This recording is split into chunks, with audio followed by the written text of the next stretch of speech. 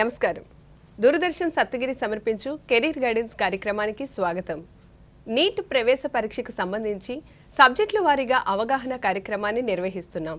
ఇందులో భాగంగా ఈరోజు జువాలజీకి సంబంధించి పూర్తి అవగాహన కల్పించేందుకు మనతో పాటు ఉన్నారు KBN college senior faculty zoology Shri Mallikarjunarao గారు. వారితో మాట్లాడి మరిన్ని వివరాలు తెలుసుకుందాం.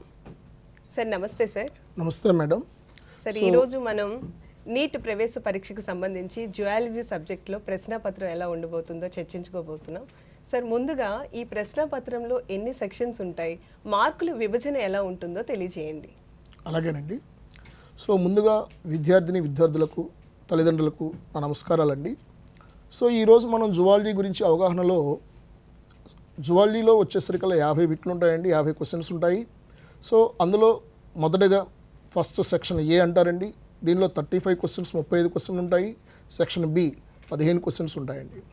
సో ఇక్కడ సెక్షన్ బికి వచ్చేసరికల్లా మనకి ఒక 15 క్వశ్చన్లో మొదటగా మనకు బాగా పర్ఫెక్ట్గా ఉన్నటువంటి 10 క్వశ్చన్స్ని మాత్రమే మనం ఆన్సర్ చేయాల్సిన అవసరం ఉంటుంది. సో మొత్తం చేస్తే అది మళ్ళీ కొంచెం మనకి ఇబ్బందికరంగా ఉండే అవకాశం ఉంటుంది. కాబట్టి 10 క్వశ్చన్లు మాత్రమే అటెండ్ చేయాల్సినటువంటి అవసరం ఉంటుంది. సో అదండి. నెక్స్ట్ సో మనకి సిలబస్ దగ్గర బాటనీ, జువాలజీ, ఫిజిక్స్, కెమిస్ట్రీల మొత్తం కూడా 3 సబ్జెక్ట్స్ ఉన్నాయి. బయాలజీ అంటే మనకి సాధారణంగా బాటనీ మరియు జువాలజీ రెండింటిని కలిపి బయాలజీ అంటాం. సో ఈ బయాలజీలో బాటనీ, జువాలజీ రెండు కూడా ఈక్వల్గా మనకు మార్కులు అనేవి ఇవ్వడం జరుగుతుంది. అయితే 2022-23 కంటే ముందుగా కొంత బాటనీలోకి వచ్చేసరికల్లా కొంచెం ఎక్కువ క్వశ్చన్స్, జువాలజీలో 1-2 తక్కువ క్వశ్చన్స్ అడగడం జరిగిందండి. సో ఇక్కడ మనకి గమనిస్తే జువాలజీలోకి వచ్చేసరికల్లా సిలబస్ అనేది మనకి ఏ మేరకు అనేది పిల్లలకి కొత్త ఈ మధ్య కాలంలో, ఎందుకంటే కొత్తగా ఎన్సీఆర్టీ బుక్ రిలీజ్ చేయడం జరిగింది 2023-24 అకాడమిక్ ఇయర్కి. ఈ 2023-24 అకాడమిక్ ఇయర్కి వచ్చేసరికల్లా పిల్లలకి కొద్దిపాటి కన్ఫ్యూజన్ అనేది సిలబస్ పట్ల కొద్దిగా ఉన్నదని నేను అనుకుంటున్నాను. ఆల్రెడీ నేను గమనిస్తున్నటువంటి పిల్లల్లో కూడా అటువంటి సో ఉన్నదండి. కాబట్టి దాని గురించి కొంతవరకు రివీల్ చేయడానికి మీకు సిలబస్ ఏంటనేది ఒక అవగాహన కోసం మీకు నేను ఒక విషయాన్ని మీ ముందు చెప్పదలుచుకుంటున్నాను. ఏమిటని అంటే మనకి సెంట్రల్ గవర్నమెంట్ ఎన్టీఏ ఆర్గనైజేస్ చేస్తుందన్నమాట. నేషనల్ టెస్టింగ్ ఏజెన్సీ అనేటటువంటిది ఒక ఆర్గనైజేషన్, సెంట్రల్ గవర్నమెంట్ ఆర్గనైజేషన్ ఇది. సో ఇది నడుపుతుంది. ఈ యొక్క ఆర్గనైజేషన్లో సో ఒక నేషనల్ మెడికల్ కమిషన్ అనేటటువంటి ఒక బోర్డు ఉంటుందండి. Under graduate medical education board అంటారు. సో వీళ్ళు ఆల్రెడీ మనకి 6/10/2023 మనకి సో ఓవరాల్గా ఎవరైతే దేశవ్యాప్తంగా నీట్ ఎగ్జామ్కి సో అపీల్ అవుతున్నటువంటి విద్యార్థులు ఎవరైతే ఉన్నారో వాళ్ళందరికీ కూడా ఈ యొక్క నేషనల్ మెడికల్ కమిషన్ అనేటటువంటి యొక్క వారు మనకి సిలబస్ని పబ్లిక్ మొత్తానికి కూడా ప్రెస్ నోట్ రూపంలో ఇవ్వడం జరిగింది. సో ఇది మీకు తర్వాత మీకు సో మార్కెట్లోనైనా నెట్లోనైనా మీకు అవైలబుల్ ఉంటుంది. సో మీరు చూడొచ్చు. సో ఇక ముఖ్యంగా జువాలజీ విషయానికి వచ్చినట్లయితే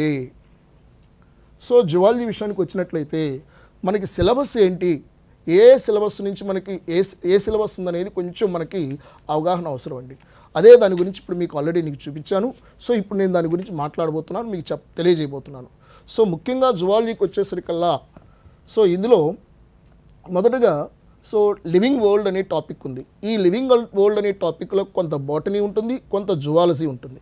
సో ముఖ్యంగా మనం ఈ సంవత్సరం గమనిస్తే ఇందులో సో క్లాసిఫికేషన్ 5 కింగ్డమ్ క్లాసిఫికేషన్ ఉంటుంది. ఇది బాటనీకి సంబంధించి. సో అదర్ దాన్ వచ్చేసరికల్లా మనకి అనిమేలియాకి సంబంధించినటువంటి కొద్దిపాటి ఇన్ఫర్మేషన్ అందులో ఇవ్వటం జరిగింది. ఇది animal diversity otherwise living world అనే కాన్సెప్ట్ చాప్టర్ సంబంధించి. రెండవది వచ్చేసరికల్లా యానిమల్ కింగ్డమ్ అనే చాప్టర్ ఉంది.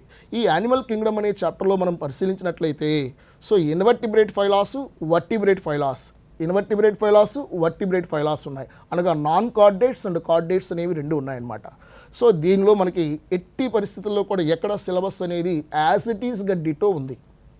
ముఖ్యంగా మళ్ళీ విద్యార్థులకు ఇంకోసారి రిపీట్ చేస్తున్నాను, యానిమల్ కింగ్డమ్ అనేటటువంటి చాప్టర్లో ఎక్కడా కూడా సిలబస్ అనేది మార్పు జరగలేదు.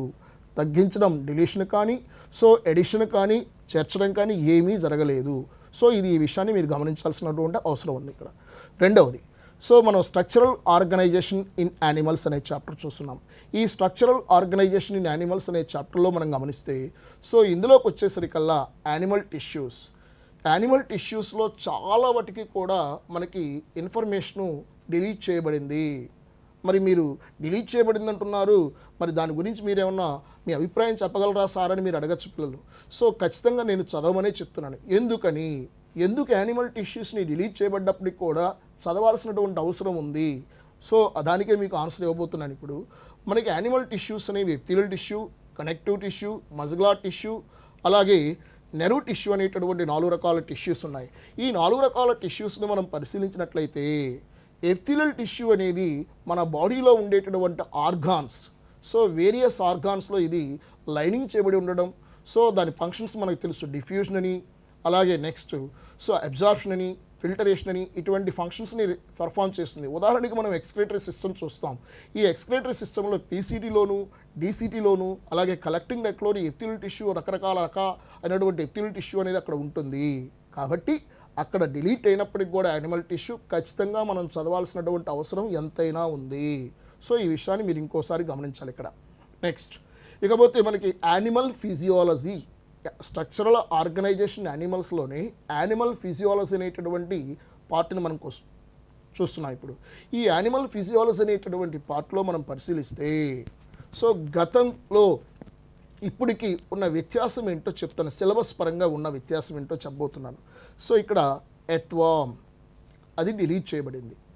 సో అలాగే కాక్రోచ్, పెరిప్లానెటా అమెరికానా కాక్రోచ్ ప్రస్తుతం అది మనకి ఉన్నది. So next frog. So frog దీనికి సంబంధించి ఇక్కడ మనకి 3 ఫిజియాలజీ, యానిమల్ ఫిజియాలజీలో 1 ఎర్త్వార్మ్, 2 కాక్రోచ్ అనగా పెరిప్లానెటా అమెరికానా, 3వది ఫ్రాగ్.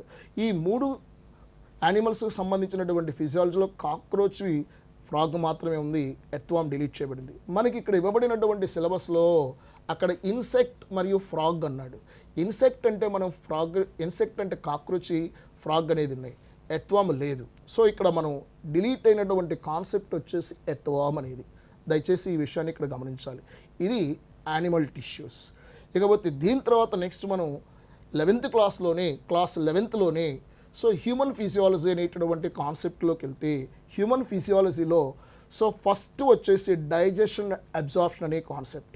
ఈ డైజెషన్ అండ్ అబ్జార్ప్షన్ అనే కాన్సెప్ట్ ఈ చాప్టర్ని పూర్తిగా డిలీట్ చేయబడింది.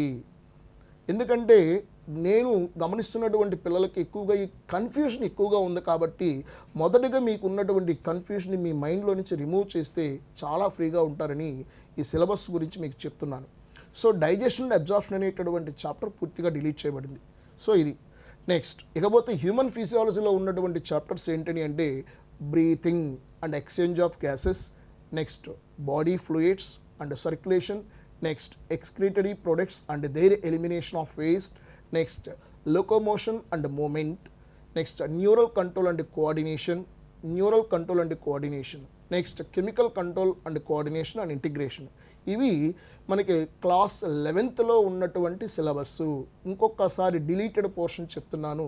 డిలీటెడ్ పోర్షన్స్లో లివింగ్ వరల్డ్లో మనకు మ్యూజియం గురించి, అలాగే జూస్ అనగా జులాజికల్ పార్క్స్ ఇవి 2 కాన్సెప్ట్ని ఇక్కడ తొలగించడం జరిగింది, డిలీట్ చేయడం జరిగింది.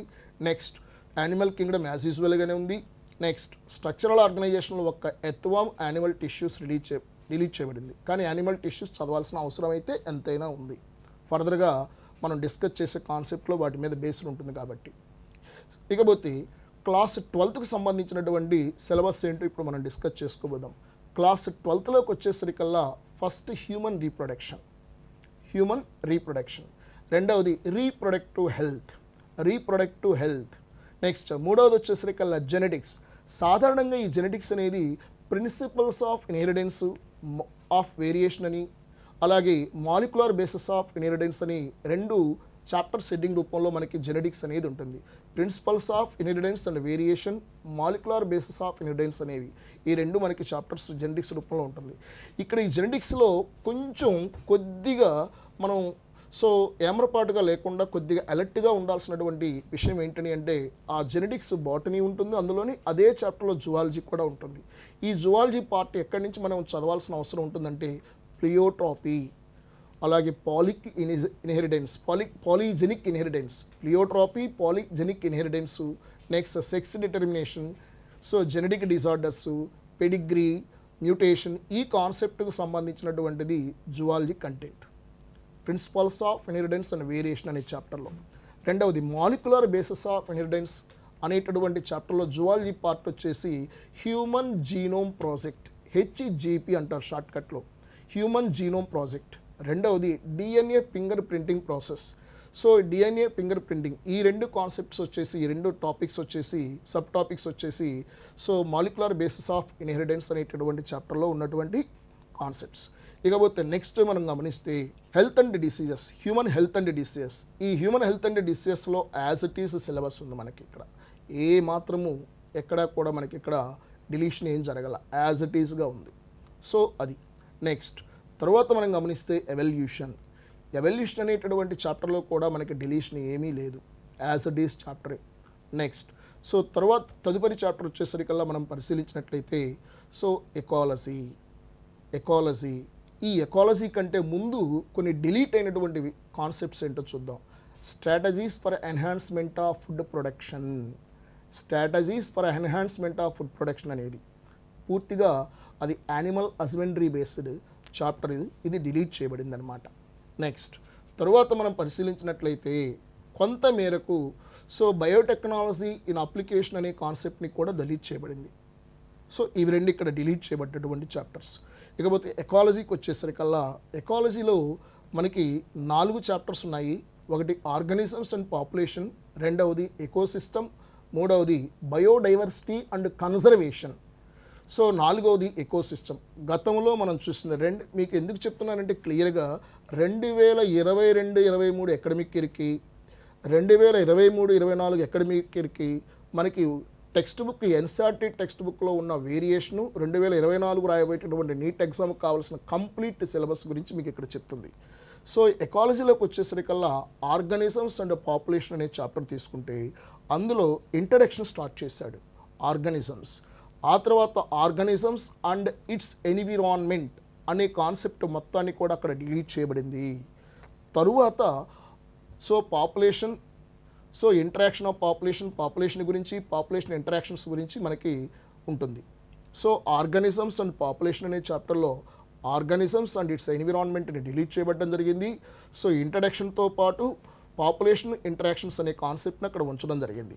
నెక్స్ట్ ఎకోసిస్టంలోకి వచ్చేసరికల్లా ఇది బాటనీ ఉంటుంది కొంత పార్ట్ వచ్చేసి జువాలజీ ఉంటుంది.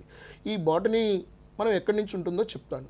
సో జువాలజీకి వచ్చేసరికల్లా మనం గమనిస్తే అందులో న్యూట్రియంట్ సైకిల్స్ అనేది మనం చూస్తే ఎకోసిస్టంలో సో ఎనర్జీ, సో నెక్స్ట్ వచ్చేసి ఫుడ్ చైన్స్, నెక్స్ట్ మనకు డికంపోజిషన్, సో ఇవన్నీ కూడా జువాలజీ పార్ట్ అనమాట. నెక్స్ట్ న్యూట్రియంట్ సైకిల్స్ వచ్చేసి బాటనీకి వస్తుంది, అలాగే జువాలజీ కూడా అందులో మనం డిస్కస్ చేసుకుంటూ ఉంటాం. ఇది ఎకోసిస్టమ్. నెక్స్ట్ 3వ చాప్టర్ ఎకాలజీలోకి వచ్చేసరికల్లా బయోడైవర్సిటీ అండ్ కన్జర్వేషన్ అనే చాప్టర్. ఈ బయోడైవర్సిటీ అండ్ కన్జర్వేషన్ అనే చాప్టర్లో మనం పరిశీలిస్తే యాజ్ ఇట్ ఈస్గా సో అలాగే ఉందండి, యాజ్ ఇట్ ఈస్గా అలాగే ఉంది, ఇక్కడ ఏం మార్పు లేదు. ఇక్కడే ఈ చాప్టర్లో కొంచెం మనం సో జాగ్రత్త వహించాల్సినటువంటి అవసరం కూడా ఉంది. ఏ విధంగా జాగ్రత్త వహించాలో నెక్స్ట్ ఈ సెషన్లోనే కొంచెం ఒక ఫ్యూ మినిట్స్ తర్వాత వాటిని మనం షేర్ చేసుకుందాం. నెక్స్ట్ ఎన్విరాన్మెంటల్ ఇష్యూస్ అనే చాప్టర్ పూర్తిగా డిలీట్ చేయబడింది. 2023 అకాడమిక్కి 2023-2024 అకాడమిక్ టెక్స్ట్ బుక్లో సో ఎన్విరాన్మెంటల్ ఇష్యూస్ అనే చాప్టర్ని పూర్తిగా డిలీట్ చేయబడటం జరిగింది. సో ఒకసారి క్లాస్ 12th డిలీటెడ్ పోర్షన్ వచ్చేసరికల్లా strategies for enhancement of food production, next so biotechnology applications, next so organisms and పాపులేషన్లో ఆర్గానిజమ్స్ అండ్ ఇట్స్ ఎన్విరాన్మెంట్ అనేటటువంటి కొద్దిపాటి so part 2, next environmental issues, ఇది డిలీటెడ్ చేయబడినటువంటి సిలబస్. నెక్స్ట్ ఇకపోతే మనం గత 2010 నుంచి 2022 వరకు, సో 2010 నుంచి 2022 వరకు, అలాగే 2023 సో వీటికి సంబంధించినటువంటి చాప్టర్ వైజ్గా మనకి ఏ విధంగా క్వశ్చన్స్ రావడం జరిగింది, ఈ క్వశ్చన్స్ని సో ఎలాగ వెయిటేజ్ ఇవ్వడం జరిగింది అనే దాని గురించి మనం ఇప్పుడు అనాలిసిస్ చూస్తున్నాం. సో మనకు ఉన్నటువంటి చాప్టర్స్లో మొట్టమొదటిగా మనం చూస్తున్నటువంటి diversity of the living world. So మొదటి నుంచి మనం గమనించినట్లయితే సో ఆన్ యావరేజ్ 1 లేదా 2 క్వశ్చన్స్ అడగడం జరిగింది. దాని తదుపరి యానిమల్ కింగ్డమ్ అనే చాప్టర్. ఈ యానిమల్ కింగ్డమ్ అనే చాప్టర్లో మనం పరిశీలిస్తే సో ఈ మధ్య కాలంలో 4 క్వశ్చన్లు ఇస్తున్నాడు. అంటే నేను ఫస్ట్ 2022 వరకు చెప్తున్నాను, 2023 ఒకటి సపరేట్గా చెప్తున్నాను. ఎందుకంటే రీసెంట్గా జరిగింది కాబట్టి పిల్లలకి రీసెంట్గా జరిగింది ఎప్పటికప్పుడు ఎన్టీఏ అప్డేట్ అవుతూ ఉంటుంది.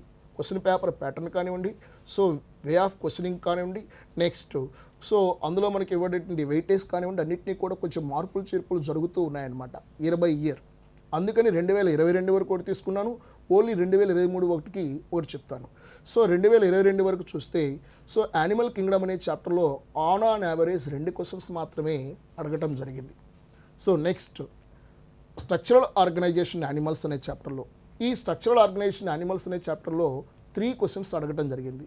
సో ఈ 3 క్వశ్చన్స్ ఏ ఏరియాలో అడుగుతున్నాడు అనేది మనం సబ్జెక్ట్ వైజ్ చాప్టర్ వైజ్గా మళ్ళీ డిస్కషన్ చేస్తూ వస్తాను.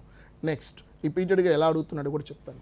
నెక్స్ట్ వచ్చేసరికల్లా సో స్ట్రక్చరల్ యానిమల్, ఇక్కడ హ్యూమన్ ఫిజియాలజీలో గతంలో డైజెషన్ అండ్ అబ్జార్ప్షన్ అనే చాప్టర్ ఉంది కాబట్టి ఈ డైజెషన్ అండ్ అబ్జార్ప్షన్ అనే చాప్టర్లో 2 క్వశ్చన్స్ వాటిని ఆ చాప్టర్ నుంచి అడగడం జరిగింది.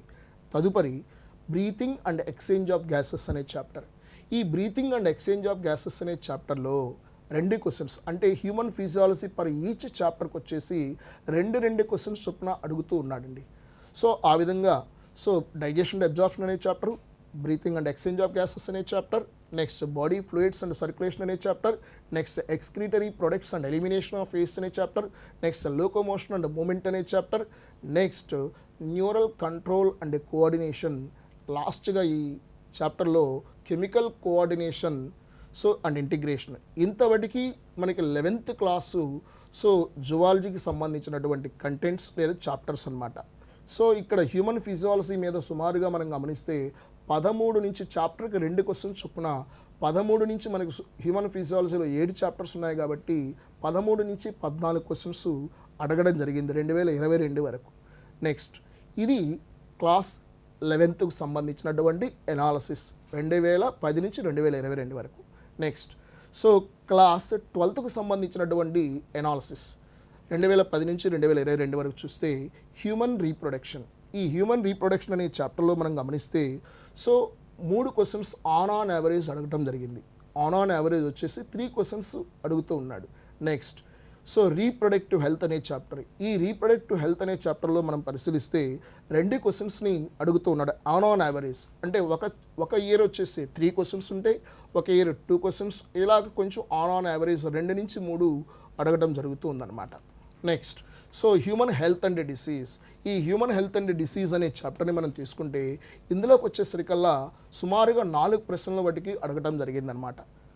సో 4 ప్రశ్నల వరకు అడగడం జరిగింది 2010 నుంచి 2022 వరకు మనం చూసినటువంటి అనాలిసిస్ రిపోర్ట్లో. సో 2 నుంచి 4 క్వశ్చన్లు అడగడం జరిగింది దీంట్లో.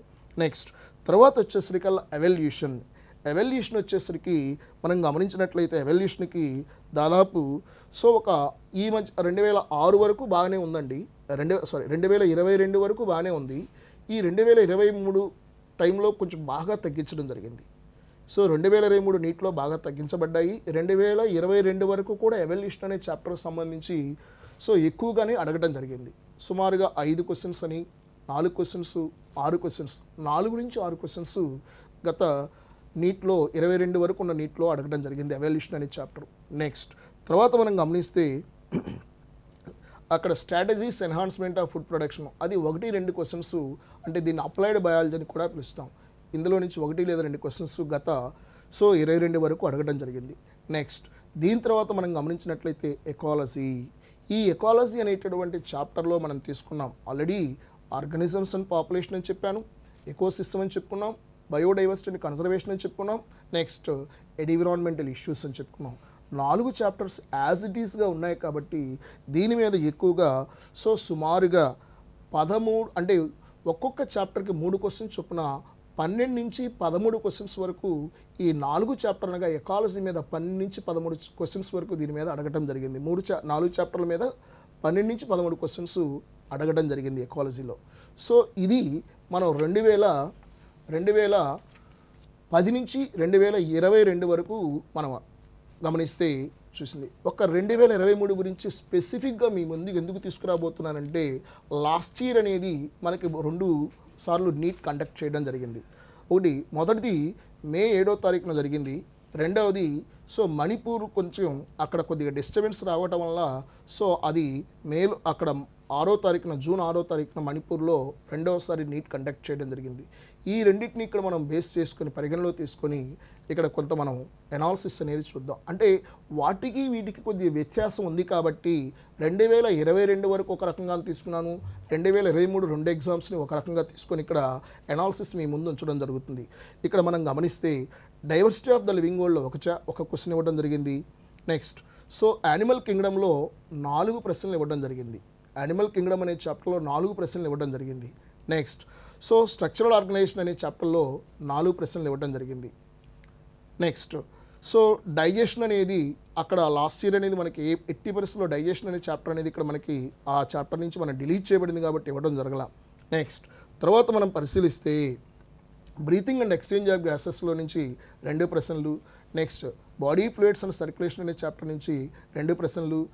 Next so excretory products and elimination of waste అనే దాని నుంచి 2 ప్రశ్నలు. నెక్స్ట్ లోకోమోషన్ అండ్ మూమెంట్ అనే చాప్టర్ నుంచి మరొక 2 ప్రశ్నలు.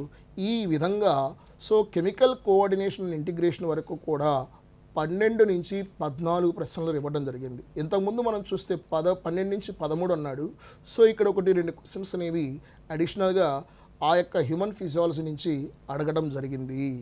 నెక్స్ట్ సో ఇదంతా కూడా క్లాస్ 11th సంబంధించినటువంటి 2023 మొదటిసారి నీటు, రెండవసారి మణిపూర్లో జరిగినటువంటి నీటుకు సంబంధించినటువంటి అనాలిసిస్. సో ఇకపోతే ఇంకొక చిన్న విషయాన్ని ఇక్కడ మనం చూద్దాం. క్లాస్ 12కు సంబంధించినటువంటి సిలబస్లో నుంచి అనాలిసిస్ ఏంటో చూద్దాం.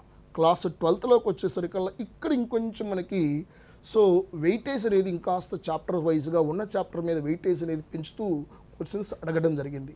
హ్యూమన్ రీప్రొడక్షన్ అనే చాప్టర్లో కొంచెం ఎక్కువగా ఒక 3 నుంచి 4 క్వశ్చన్లు అడగడం జరిగింది.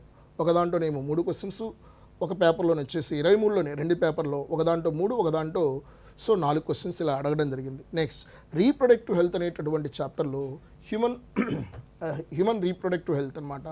ఇందులో సో మొదట మేలో జరిగిన దాంట్లోనేమో 3 క్వశ్చన్స్ అడిగాడు. సో అలాగే జూన్లో జరిగినటువంటి మణిపూర్ ఎగ్జామ్లోకి వచ్చేసరికి అలా 4 ప్రశ్నలు అడగడం జరిగింది.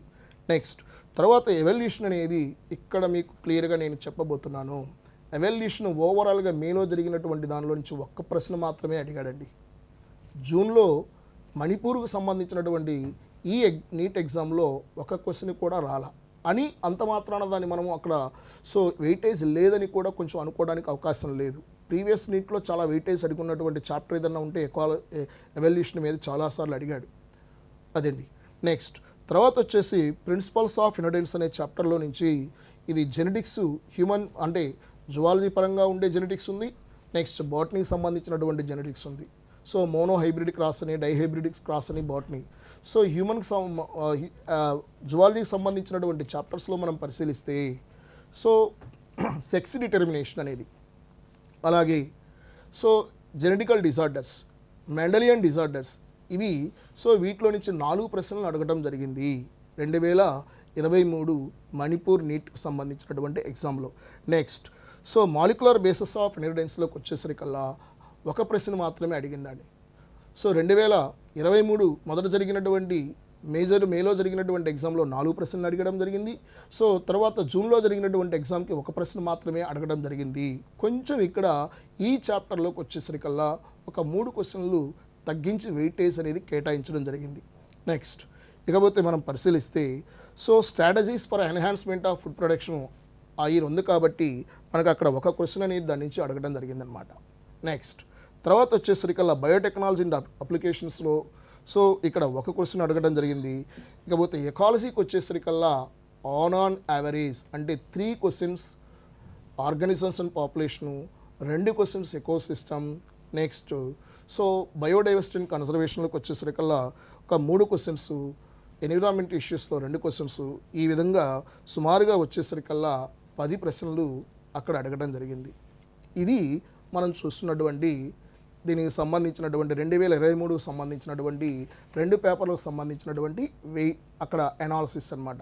ఒకసారి ఈ 2023 2 పేపర్లని కనుక మనం పరిశీలించినట్లయితే సో మనకి పేపర్ స్థాయి అనేది ఎలా ఉందో మనం ఒకసారి గమనించాల్సిన అవసరం ఉంది. పేపర్ స్థాయి అంటే ఏమిటండి? Easy level, medium level, next so difficulty level. So easy level, medium level, difficulty level, ఈ 3 స్థాయిలో మనకి పేపర్ అనేది ఇవ్వడం జరుగుతుంది. 3 రకాల స్థాయిలు పేపర్ క్వశ్చన్స్ మనం చూస్తుంటాం పేపర్లో. ఇందులో ఈజీ లెవెల్కి వచ్చేసరికల్లా సో మనం గమనిస్తే 22%, 22% అనేది ఈజీ లెవెల్ ఉందండి. 2023 నేను రీసెంట్గా జరిగిన దాని మీద ఎక్కువగా గమనించి చెప్తున్నటువంటి విషయాలు ఇవి. ఎందుకంటే లాస్ట్ ఇయర్ని బేస్ చేసుకుని ఇయర్ ఉంటుంది, ఇయర్ని బేస్ చేసుకుని next year question paper framing అనేది చేస్తూ ఉంటారనమాట. సో ఇక్కడ 22% అనేది ఈజీ లెవెల్ ఉంది 2023 మే నీట్లు. అలాగే నెక్స్ట్ డిఫికల్టీ లెవెల్కి వచ్చేసరికల్లా 14% ఉందన్నమాట. 14% డిఫికల్టీ లెవెల్ ఉంది. నెక్స్ట్ మీడియం లెవెల్ అనేది 64% ఉంది. ఒకసారి మనం పరిశీలిస్తే ఈజీ లెవెల్ ఏమో 22% ఉంది, నెక్స్ట్ సో డిఫికల్టీ లెవెల్ 14% ఉంది, నెక్స్ట్ మీడియం లెవెల్ వచ్చేసరికల్లా 64% అనేది ఇక్కడ మనము 2023 నీట్లో వచ్చినటువంటి పేపర్ అనాలిసిస్ బట్టి మనం చెప్తున్నటువంటి పేపరు క్వశ్చన్స్ స్థాయిని బట్టి మనం వివరిస్తున్నటువంటిది. నెక్స్ట్ తర్వాత ఇంకో విషయానికి ఇక్కడ మనం చూద్దాం. ఇక్కడ సో అలాగే ఈ బయాలజీ పాయింట్ ఆఫ్ వ్యూలో మనం చూస్తామండి. బాటనీ, జువాలజీ రెండింటిని కలిపి బయాలజీ పాయింట్ ఆఫ్ వ్యూలో మనం డిస్కస్ చేసుకుంటాం. కాబట్టి ఓవరాల్గా బయాలజీ పాయింట్ ఆఫ్ వ్యూలో మనం డిస్కస్ చేసుకుంటే డిఫికల్టీ లెవెల్ వచ్చేసి 11%, so medium level 49%, so next మనం గమనిస్తే కొంత ఈజీ లెవెల్ వచ్చేసి 40% అనేది చూస్తున్నాం అనమాట. సో ఈ విధంగా 40% easy level, so medium level 49%, next difficulty level వచ్చేసి 11% ఇది. సో టోటల్గా బయాలజీ పరంగా ఉండేటటువంటి so easy, medium, difficulty level స్థాయి క్వశ్చన్స్ గురించి అనమాట. ఇంకొక చిన్న విషయాన్ని ఇక్కడ మనం డిస్కస్ చేసుకొని సో తర్వాత కంటెంట్లోకి మనం ఏ కంటెంట్లో నుంచి అలా వస్తే చూద్దాం. సో ఇందులోకి వచ్చేసరికల్లా మనం పరిశీలిస్తే జువాలజీ 2023 పేపర్లో section A, section B. Section ఏకి వచ్చేసి 35 క్వశ్చన్స్ ఉంటాయని మనం ఆల్రెడీ చెప్పుకొని ఉన్నాం. ఈ 35 క్వశ్చన్స్లో ఈజీ లెవెల్ వచ్చేసి 9 క్వశ్చన్స్ ఉన్నాయండి 2023. సో ఈజీ లెవెల్ వచ్చేసి 9 క్వశ్చన్స్ ఉన్నాయి. నెక్స్ట్ మీడియం లెవెల్ వచ్చేసి 25 క్వశ్చన్స్ ఉన్నాయి. నెక్స్ట్ డిఫికల్టీ లెవెల్ వచ్చేసి 1 క్వశ్చన్ ఉంది. ఓన్లీ జువాలజీకి సంబంధించినటువంటి పాయింట్ ఇక్కడ నేను చెప్తుంది. అవుట్ ఆఫ్ 35 క్వశ్చన్స్ 35 ప్రశ్నల్లో so 9 easy level, next medium level 25 questions, next difficulty level 1, so 35 questions. Section బికి వచ్చేసరికల్లా 15 క్వశ్చన్స్ ఉంటాయన్నమాట. ఈ 15 క్వశ్చన్స్లో మనం పరిశీలిస్తే ఈజీ లెవెల్ 2 ఉన్నాయి, next medium level so 7 questions అడగడం జరిగింది, డిఫికల్టీ లెవెల్ వచ్చేసి 6 క్వశ్చన్స్ 6 క్వశ్చన్స్ అడగడం జరిగింది. అంటే ఇక్కడ కొద్దిపాటి మనకి ఇక్కడ సో ఆలోచించాల్సిన అవసరం ఉంది. మనకి ఇక్కడ చాయిస్ ఇచ్చాడు, చాయిస్ ఇచ్చినట్టు ఇచ్చి తెలియకుండా అక్కడ డిఫికల్టీ లెవెల్ అనే సెక్షన్ బిలో పెంచడం జరిగింది అని గమనించాల్సిన అవసరం ఉంది. ఇక్కడ సెక్షన్ బిలో 15 క్వశ్చన్స్ ఇవ్వడం జరుగుతుంది, 10 మాత్రమే మనం అటెంప్ట్ చేస్తాం. ఈ 5 క్వశ్చన్స్ ఖచ్చితంగా కూడా చాయిస్ ఇస్తున్నాడు కాబట్టి మనకి ఆప్షన్ చాయిస్ అనేది ఉంటుంది. అట్ ద సేమ్ టైం మనకి కొంత డిఫికల్టీ లెవెల్ కూడా సెక్షన్ బిలో అడగవడానికి అవకాశం ఉంది అని మీకు సో తెలియజేస్తున్నాను అనమాట. సో ఇది మనకి ఇక్కడ వరకు మనకి అనాలిసిస్ అనేటటువంటి కాన్సెప్ట్ని మనం చూస్తున్నాం. ఇంతవరకు మనకి 2010 నుండి 2023 వరకు సో చాప్టర్ వైజ్గా ఉన్నటువంటి అనాలిసిస్, చాప్టర్ వైజ్గా ఉన్నటువంటి సో వెయిటేజ్, అలాగే సో డిఫికల్టీ, ఈజీ మరియు మోడరేట్ అనగా మీడియం లెవెల్ క్వశ్చన్స్ మనం డిస్కస్ చేసుకున్నట్టు. ఇకపోతే కంటెంట్ విషయానికి మనం గమనిద్దామండి. ఈ కంటెంట్ విషయంలో మనం పరిశీలిస్తే చాలామందికి కూడా బాటనీ, జువాలజీ అనేది biology is a strengthen subjects అంటాం. ఎందుకంటే సో మనం నీట్లో ఎక్కువ స్కోర్ చేయగలిగే పాసిబిలిటీ ఉన్నటువంటి ఏరియా ఏదన్నా ఉంటే అది బయాలజీ నేను చెప్పచ్చు. ఎందుకంటే బయాలజీలో మనకి 360 మార్క్స్ ఉన్నాయి. ఈ 360 మార్క్స్కి చాలా సునాయాసంగా చాలా సులభతరంగా 340, 350 మార్కులు తెచ్చుకోవచ్చు. ఎలా తెచ్చుకోవాలి అని అంటే టెక్స్ట్ బుక్ రీడింగ్ అనేది మొట్టమొదటిసారిగా మనం చేయాల్సినటువంటి ముఖ్యమైన కర్తవ్యం అన్నమాట. Text book reading as it ఈజ్గా నేను ఒకవేళ పలానా వర్డ్ అనేది మనం చెప్పుకుంటే ఆ పలానా వర్డ్ పేజీ నెంబరు పలానా సెంటెన్స్లో ఉందన్నంతగా అవగాహన రావాలి మనకి. సో ఎందుకనంటే ఆ సెంటెన్స్ నుంచి మనకు రకరకాల క్వశ్చన్స్ అనేవి అడగడానికి అవకాశం ఉంది. కాబట్టి మొట్టమొదటిసారిగా మిమ్మల్ని అందరినీ కూడా నేను తెలియజేసి మీ అందరికి కూడా తెలియజేసేది ఏంటంటే టెక్స్ట్ బుక్ రీడింగ్ అనేది తప్పనిసరి. జువాలజీ కానీ బాటనీ కానీ జువాలజీ కానీ అది చేస్తేనే మనకి ఫుల్ స్కోర్ 360కి ఒక క్వశ్చన్ ఏదన్నా తేడా వచ్చినా సరే 350 మినిమం తెచ్చుకోవడానికి అవకాశం ఉంది చాలా సులభంగా. ఇది ఇకపోతే ఇక్కడ మనం గమనిస్తే సో జువాలజీ పరంగా మనకు ఉన్నటువంటి చాప్టర్స్ క్లాస్ 11th కానీ క్లాస్ 12th కానీ ఉన్న చాప్టర్స్ ఏంటి, ఆ చాప్టర్స్లో ఏ సబ్ చాప్టర్స్ నుంచి ఏ సబ్ కాన్సెప్ట్స్ నుంచి మనకు అడుగుతున్నాడు అనే దాని గురించి ఇప్పుడు మనం డిస్కస్ చేయొచ్చు. సార్ ఇప్పుడు సిలబస్ గురించి మరియు సెక్షన్స్ గురించి వివరించారు. సార్ ముందుగా సెక్షన్ ఏకి సంబంధించి ఏ చాప్టర్స్ నుంచి ఎక్కువ మార్క్స్ సాధించేటటువంటి అవకాశం ఉందంటారు? మనకి సెక్షన్ ఏలో పర్టికులర్గా ఈ చాప్టర్స్ నుంచి వస్తుందని చెప్పలేమండి. ఓవరాల్గా వాళ్ళు ఇవ్వబడినటువంటి సిలబస్ ఏదైతే ప్రిస్క్రైబ్ చేయబడిన సిలబస్ ఉందో దాని నుంచి ఏ చాప్టర్ నుంచి అయినా సెక్షన్ ఏలో అడుగుతాడండి. అయితే ఇక్కడ మనకి మీరు చక్కటి ప్రశ్న ఇక్కడ అడగడం కూడా జరిగింది. సెక్షన్ ఏలో మనం ఎక్కడా కూడా రిలాక్స్ అవ్వడానికి లేదు. ఎందుకంటే అన్ని క్వశ్చన్స్ మస్ట్ అండ్ షుడ్గా అటెంప్ట్ చేయాలి. ఈ మస్ట్ అండ్ షుడ్గా అటెంప్ట్ చేయడం వల్ల సో అక్కడ మనకి ఎలా చేయాలి అనేది సో ఎక్కువ స్కోర్ తెచ్చుకోవాలంటే ఎలా అని అడుగుతున్నారండి. ఫస్ట్ మనకి సో అక్కడ ఇవ్వబడినటువంటి క్వశ్చన్స్ని ఏ టైప్ ఉందో మనం గమనిస్తాం. ఈజీ లెవెలా, మోడరేట్ లెవెలా, అలాగే సో డిఫికల్టీ లెవెల్ అని చూస్తాం. ఈజీ లెవెల్ అనుకోండి సో ఆటోమేటిక్గా ఆడ మనం ఆన్సర్ చేసేస్తాం. కొంచెం మోడరేట్ లెవెల్ అనుకోండి కొంచెం టైం తీసుకుంటుంది. సో డిఫికల్టీ లెవెల్ అనుకోండి దాన్ని ఆ టైంలో మీరు కొంచెం ఆలోచించండి, మరి ఎక్కువ టైం వేస్ట్ చేయకండి. ఎక్కువ టైం వేస్ట్ చేసుకుంటే సో మనకి టోటల్గా టైము అడ్జస్ట్ చేసుకోవడం కష్టంగా ఉంటుంది. లాస్ట్లో అటువంటివి ఎక్కువ ఉండవు. ఆల్రెడీ మీకు పర్సంటేజ్ రూపంలో చెప్పే డిఫికల్టీ లెవెల్. సో అక్కడ మనకి సో లాస్ట్లో ఒక 10-15 మినిట్స్ బిఫోరు మనం జువాలజీ కేటాయించుకుంటే సరిపోతుంది అనమాట. అది ఎలిమినేషన్ మెథడ్ అంటారండి. అక్కడ ఎలిమినేషన్ మెథడ్ అంటే 4 ఆప్షన్స్ ఉంటాయన్నమాట. ఈ 4 ఆప్షన్స్లో ప్రతి ఆప్షను సో దానికి సంబంధించి కంటెంట్ కొద్దిగా మనం అవగాహన గుర్తుకు తెచ్చుకుంటే ఆ 4గిట్లో మనకి ఇవ్వబడిన ప్రశ్నకు సంబంధించి ఒకటే ఆప్షన్ సూట్ అవుతుంది. సో ఆటోమేటిక్గా సో ఆ ఒకటే ఆప్షన్ మనకు వచ్చేస్తుంది అనమాట. ఇక్కడ ఎలిమినేషన్ మెథడ్ అంటే ఒకటో ఆప్షన్ ఉంది, రెండవ ఆప్షన్ ఉంది, మూడో ఆప్షన్ ఉంది, 4వ ఆప్షన్. ఈ 4 ఆప్షన్స్లో సపోజ్ రెండో ఆప్షన్కి సంబంధించినటువంటి అక్కడ ఇవ్వబడినటువంటి సమాధానం కొంచెం దాని యొక్క సరౌండింగ్ మ్యాటర్ని సరౌండింగ్ కంటెంట్ని కొంచెం నెప్పి తెచ్చుకుంటే గుర్తు చేసుకుంటే అది మనకు ఆన్సర్ రూపంలో వచ్చేస్తుంది. ఈ విధంగా 35 క్వశ్చన్స్ని మనము ఈజీగానే అంటే కొంతవరకు ఈజీగానే చేయడానికి అవకాశం ఉంటుంది. నెక్స్ట్ అండి సార్ ఇప్పుడు ప్రశ్నపత్రానికి సంబంధించి క్వశ్చన్స్ ఉన్నాయి కదా సార్, వీటికి సంబంధించి ఎన్ని టైప్స్ ఆఫ్ క్వశ్చన్స్ అడిగేటటువంటి అవకాశం ఉందంటారు? వెరీ గుడ్ అండి, చాలా చక్కటి క్వశ్చన్ అడిగారండి.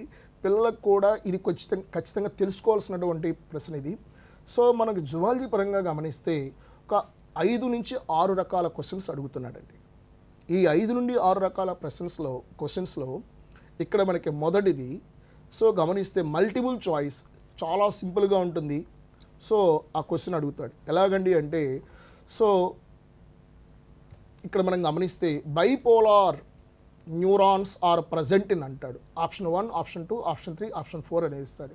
బైపోలార్ న్యూరాన్స్ అనేవి ఎక్కడ ఉంటాయండి మన బాడీలో అంటే గమనిస్తే ఆటోమేటిక్గా సో ఆప్షన్ 2 దగ్గర, ఆప్షన్ 3 దగ్గర మనకి ఆ ఆన్సర్ అనేది ఈజీగా ఉంటుంది. డైరెక్ట్ అవి మల్టిపుల్ చాయిస్ అనేవి చాలా డైరెక్ట్గా ఉంటాయి. అది ఎట్టి పరిస్థితుల్లో పిల్లలకి ఎక్కడా కూడా ఇబ్బంది ఉండదు.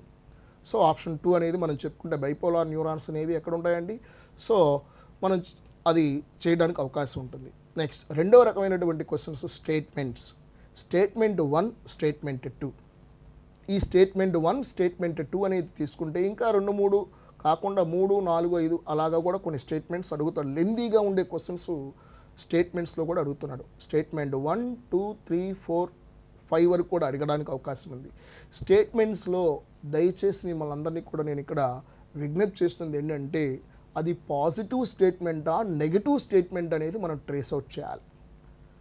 అన్ని స్టేట్మెంట్స్ ఇస్తాడు, ఒక 5 స్టేట్మెంట్స్ ఇస్తాడు. ఈ 5 స్టేట్మెంట్స్లో ఎన్ని స్టేట్మెంట్స్ కరెక్ట్గా ఉన్నాయి అని అడుగుతాడు, లేదా ఎన్ని స్టేట్మెంట్స్ ఇన్కరెక్ట్గా ఉన్నాయి అని అడుగుతాడు. ఎన్ని స్టేట్మెంట్స్ కరెక్ట్గా ఉన్నాయి అనేది అంటే 5లో ఒక 2 కరెక్ట్గా ఉండొచ్చు, 3 మిగతావి రాంగ్ ఉండొచ్చు. అది మనం గమనించాలి. సో స్టేట్మెంట్ అనేది ఎప్పుడూ కూడా టెక్స్ట్ బుక్ రీడింగ్ ఉంటే అది మనకు ఇక్కడ స్టేట్మెంట్ క్వశ్చన్కి సంబంధించి హెల్ప్ అవుతుంది. టెక్స్ట్ బుక్ రీడింగ్ తరోగా ఉంటేనే స్టేట్మెంట్కి సంబంధించిన క్వశ్చన్ మనం ఆన్సర్ చేయగలుగుతాం. అది నెగిటివ్ స్టేట్మెంటా పాజిటివ్ స్టేట్మెంట్ అనేది ట్రేస్ అవుట్ చేసుకోవాలి. ఇది రెండవ తరహా క్వశ్చన్స్. మూడవ తరహాలో ఉండేటటువంటి క్వశ్చన్స్ ఎసెషన్ రీజన్ టైప్ అండి. ఈ ఎసెషన్ రీజన్ టైప్ ప్రశ్నలకు వచ్చేసరికల్లా కొంచెం కన్ఫ్యూజ్డ్గా ఉంటాయన్నమాట. ఎందుకు చెప్తున్నానండి కన్ఫ్యూజ్డ్గా అంటే, సో ఎసెషన్ అడుగుతాడు, దాని కింద రీజన్ ఇస్తాడు. సపోజ్ ఇక్కడ మనం గమనిస్తే human nervous system is consist of central nervous system and peripheral nervous system అంటాడండి. ఇది ఎసెషన్ అనుకుందాం. రీజన్ వచ్చేసి so human nervous system so మనం గమనిస్తే consist of central nervous system peripheral nervous system assertion అనుకుంటే, రీజన్లోకి వచ్చేసరికల్లా so human nervous system that central and peripheral nervous system is containing of cranial nerves peripheral nerves అంటాడు. So cranial nerves peripheral nerves అంటాడు.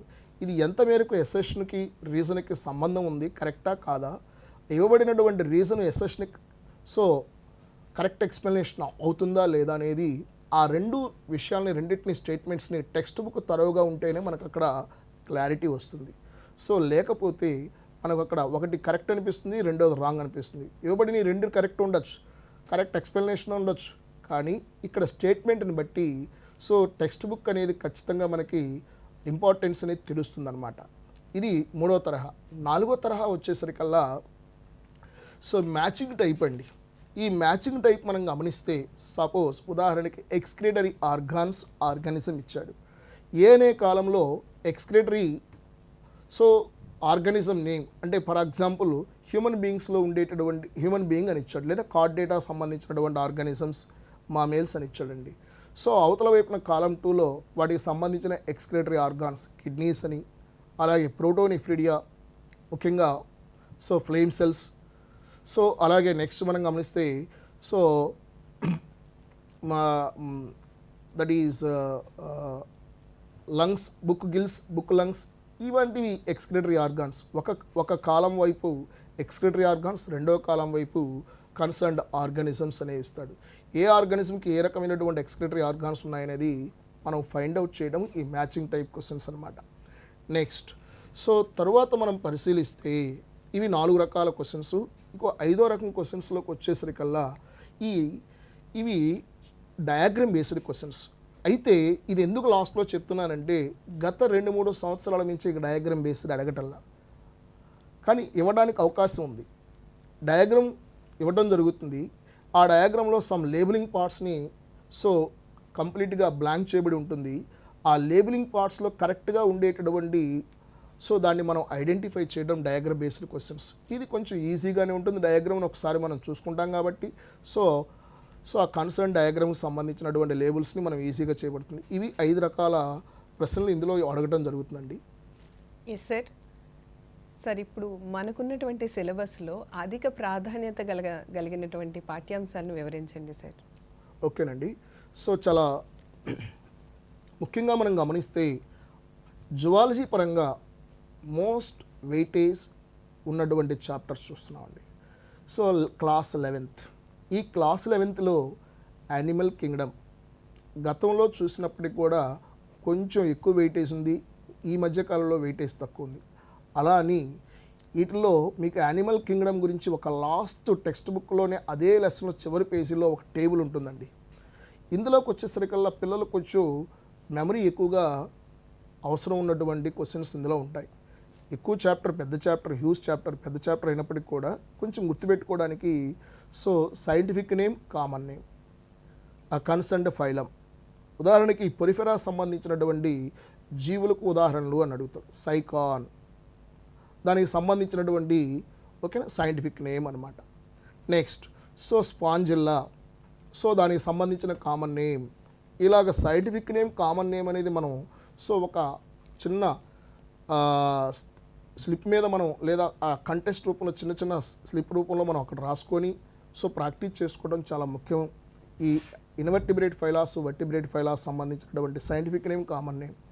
So ఇది ఇంకపోతే ఇంకేదన్నా వాటిల్లో ఉండేటటువంటి కండిషన్ ఏంటని అంటే diploblastic, triploblastic, so coelomates, acoelomates, so ఈ కాన్సెప్ట్ని కూడా జాగ్రత్తగా చదవాల్సినటువంటి అవసరం అయితే ఉందన్నమాట.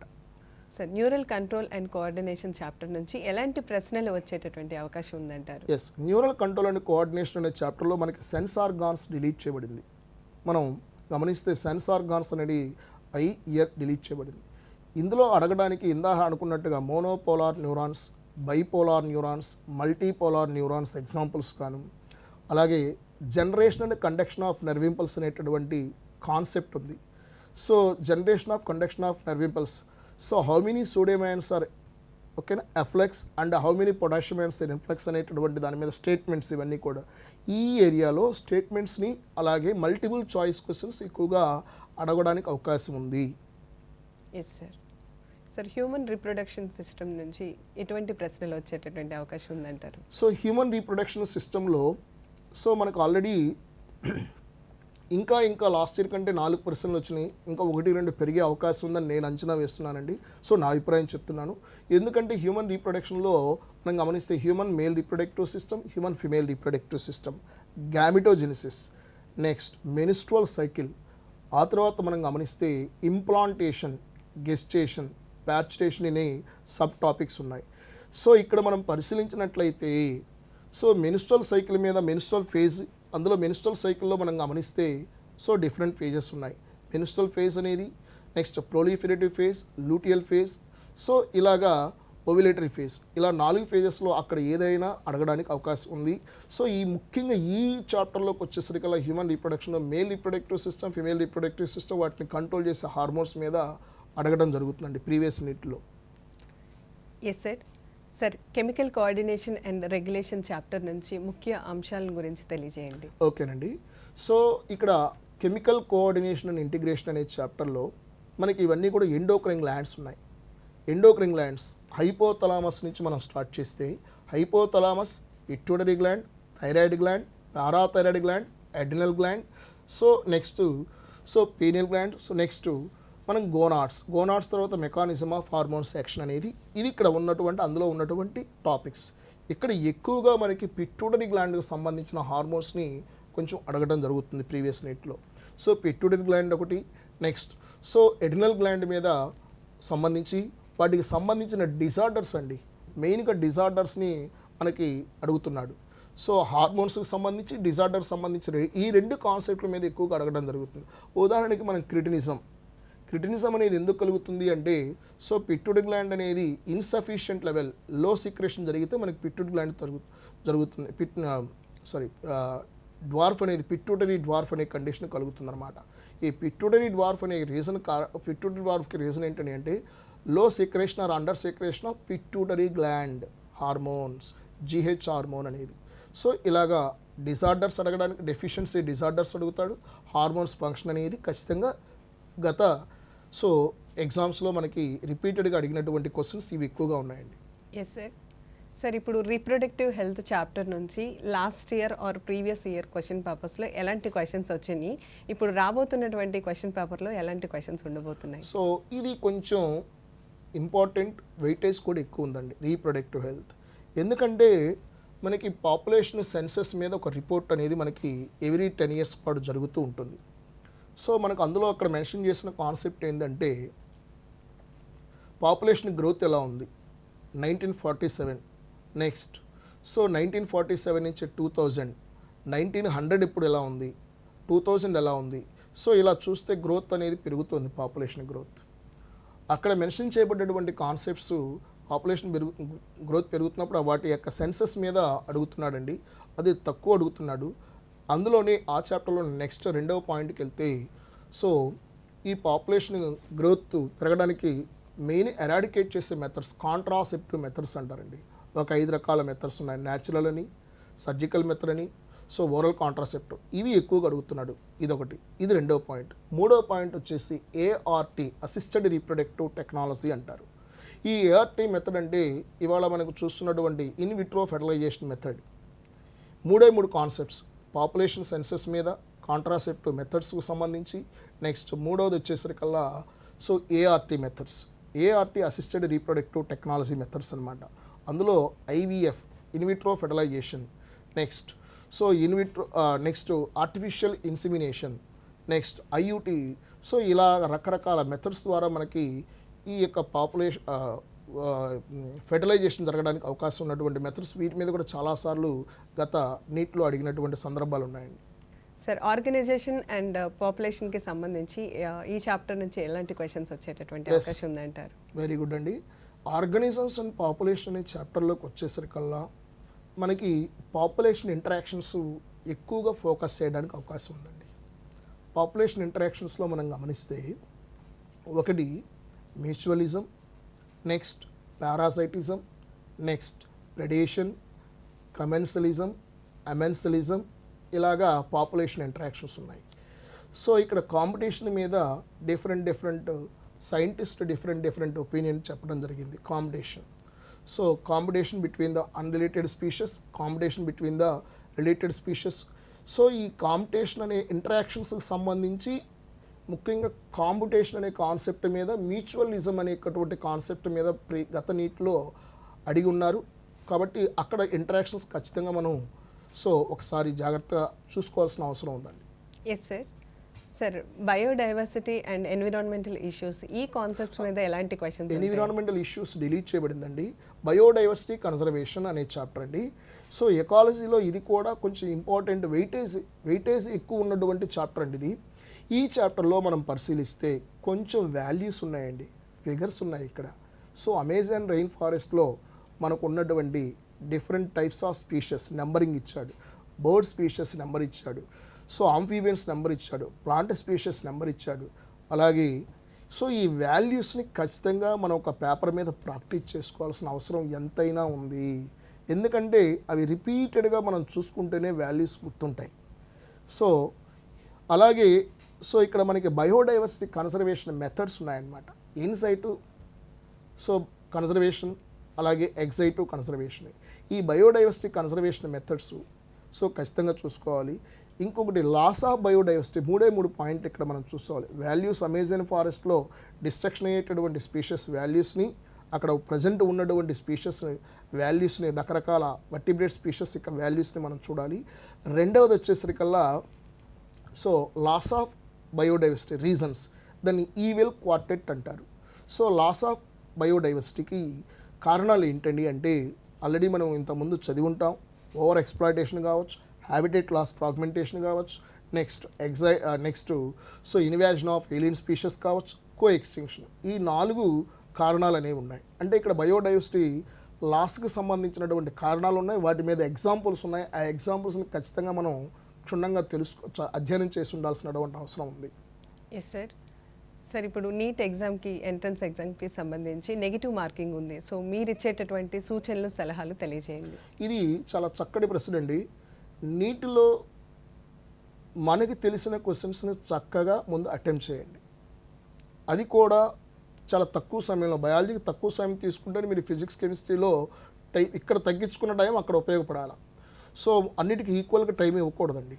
అన్నిటికీ ఈక్వల్గా టైం ఇస్తే ఇబ్బంది అవుతుంది.